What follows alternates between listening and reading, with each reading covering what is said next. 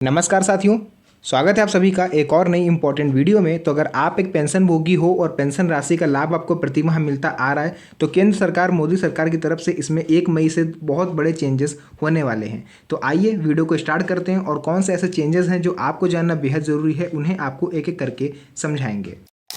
तो यहाँ पर आप लोग को लेकर के आ चुके हैं सीधे अपने मोबाइल फ़ोन की स्क्रीन पर और यहाँ आप लोग पढ़ सकते हो, लिखा है भारत में पेंशनधारियों के लिए 2025 का साल बेहद खास होने जा रहा है। सरकार ने 1 मई 2025 से पेंशन सिस्टम में 6 बड़े बदलाव लागू करने का फैसला किया है। इन बदलावों का मकसद पेंशनधारियों को ज़्यादा सुरक्षा, पारदर्शिता और सुविधा देना है। खासकर बुजुर्ग, विधवा, दिव्यांग पेंशनधारियों के लिए ये बदलाव राहत लेकर आएंगे। पिछले कुछ वर्षों में पेंशन भुगतान में देरी, धोखाधड़ी की शिकायतों की संख्या जो है वो बढ़ गई थी, जिसे देखते हुए ये नए नियम बनाए गए हैं। अब पेंशन का पैसा समय पर मिलेगा, डिजिटल वेरिफिकेशन से धोखाधड़ी रुकेगी और शिकायतों का समाधान भी होगा। तो आप सभी ने ध्यान दिया, यहाँ पर एक कौन सी बहुत बड़ी चीज़ लिखी हुई है, वो है अब पेंशन का पैसा समय पर मिलेगा। यानी आपका जो पिछले 3-3, 4-4 महीने का पैसा होल्ड होके आता था, अब ये सभी झंझट खत्म होने वाला है, क्योंकि मई 2025 से गवर्नमेंट ने आप सभी पेंशनर्स की जो पेंशन है उसमें 6 बड़े बदलाव लागू करने का फैसला कर लिया है। तो आगे बढ़ते हैं और देखते हैं कौन से ऐसे बदलाव हैं जो आपके लिए फ़ायदेमंद होंगे।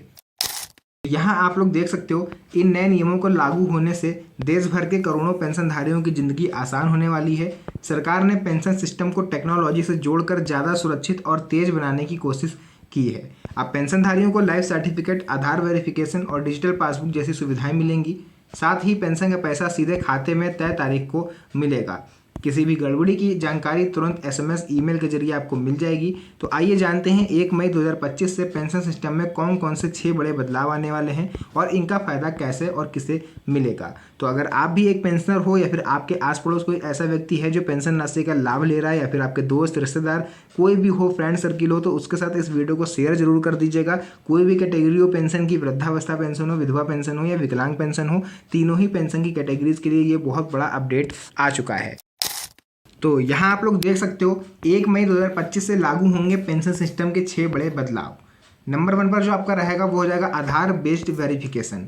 अब कंपलसरी कर दिया गया है, यानी अब सभी पेंशनधारियों को अपना आधार नंबर बैंक या पेंशन पोर्टल पर अपडेट करना जरूरी है। बिना आधार वेरिफिकेशन के पेंशन मिलना बंद हो सकता है। इससे फर्जीवाड़ा रुकेगा और सही व्यक्ति को ही पेंशन मिलेगी। यानी अपात्र व्यक्ति जितने भी होंगे उनको अब इस पेंशन स्कीम से बाहर किया जाने वाला है।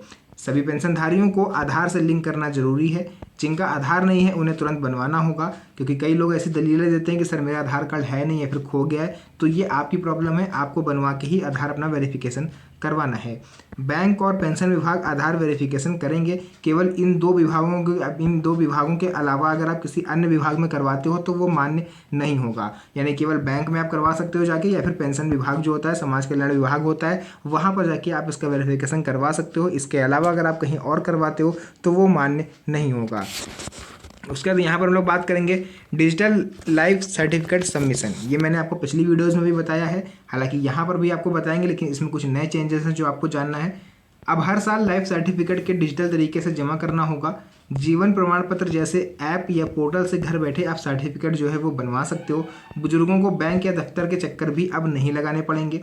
हर साल 30 अप्रैल तक लाइफ सर्टिफिकेट जमा करना जरूरी है। यानी पहले ये 30 नवंबर तक है, फिलहाल अगर आप 2025 में 30 अप्रैल तक जमा नहीं कर पाए हो तो आप इसको 30 नवंबर तक जमा कर सकते हो, क्योंकि गवर्नमेंट ने इस बार डेट में थोड़ा सा एक्सटेंशन किया है। डिजिटल सबमिशन आसान होगा क्योंकि अब आपको ऑफिस के चक्कर नहीं लगाने पड़ेंगे, लेकिन फिजिकल भी मान्य है। ऐसा नहीं कि फिजिकल बंद हो गया। अगर आप जाके जमा करना चाहते हो, आपके पास कॉपी वाला है, तो आप वैसे जमा कर सकते हो। बैंक 24 घंटे में रसीद देंगे। आपको 24 घंटे के अंदर बैंक रसीद दे देगा। जो पहले टरकाते थे बैंक वाले, अब वो ऐसा नहीं कर पाएंगे। थर्ड आता है इनकम थ्रेशोल्ड में बदलाव। अब पेंशन पाने के लिए आय सीमा बढ़ा दी गई है। इससे ज़्यादा लोगों को पेंशन का लाभ मिलेगा, खासकर गरीब और मध्यम वर्ग के बुजुर्गों को। नई आय सीमा का फायदा विधवा, वृद्धावस्था और दिव्यांग पेंशनधारियों को देखने को मिलेगा। ज़्यादा लोग पात्र बनेंगे। पात्रता जांच जो है वो हर साल होगी, क्योंकि ये इसका जो प्रोसेस है वो काफ़ी ज़्यादा सरल कर दिया गया है। इनकम थ्रेशोल्ड में थोड़ा सा बदलाव करा है, पहले 1 लाख रुपए था जिसको बढ़ा के 1,20,000 रुपये कर दिया गया है। इससे होगा क्या कि अब ज़्यादा लोग को पात्रता मिलेगी और पात्रता की जाँच लेकिन हर साल होगी, क्योंकि कई बार क्या होता है कि भाई इंक्रीज़ होती रहती है आप लोग की आय, हमेशा जो आय होता है, आय का स्रोत होता है वो कम नहीं होता आपका। जैसे फॉर एग्जांपल अभी आप कहीं से 10,000 रुपये पा रहे हो तो आगे आने वाले 1 से 1.5 सालों में आप वहाँ से 100% से ज़्यादा चांसेस है कि आप वहाँ से 2,000 या 3,000 की जो आपकी इंक्रीमेंट हो जाए। यानी अगर आप 10,000 रुपये कहीं से पा रहे हो उस समय, तो आने वाले 1 साल या 1.5 साल में आप वहाँ से 11 या 12,000 रुपये पाओगे।